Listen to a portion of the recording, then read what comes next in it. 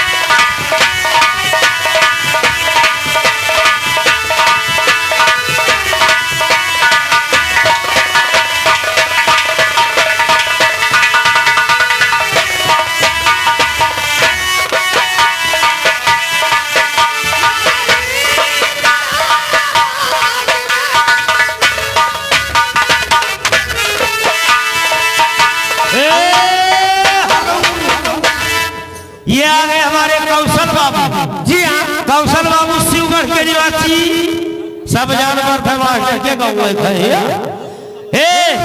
ये आ गए हमारे कौशल बाबू शिवगढ़ के निवासी, जिनके तरफ से 21 रुपए का पुरस्कार है। जगीर भैया, आपका क्या ख्याल है? मेरा हेलो, हरि नैनों में महबूब के देखूंगी मैं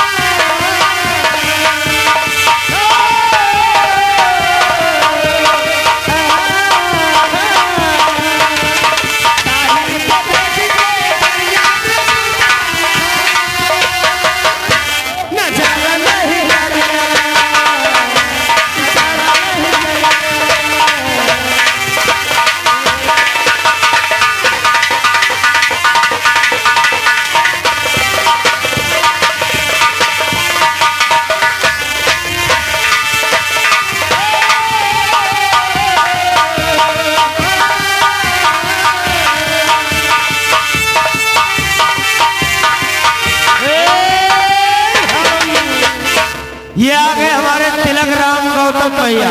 जी हाँ, तिलक राम गौतम भैया शिवगढ़ के निवासी, जिनके तरफ से 51 रुपए का पुरस्कार है मेरे साथ। लेकिन आपका क्या ख्याल है? कैसे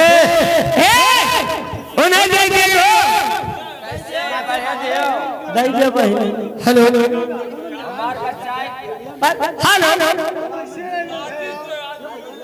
मास्टर,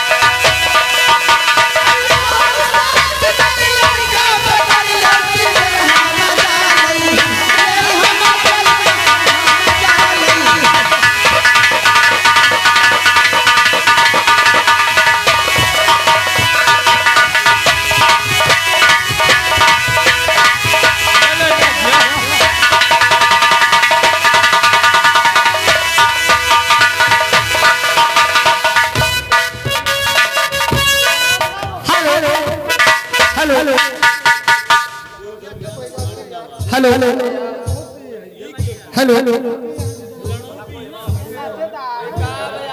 जब से नैना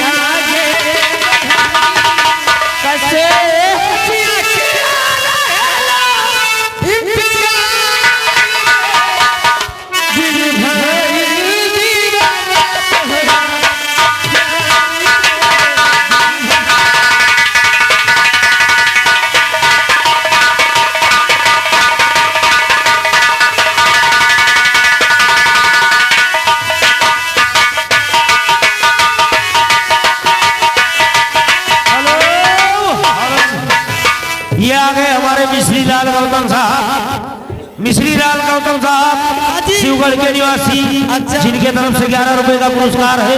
लेकिन कैसे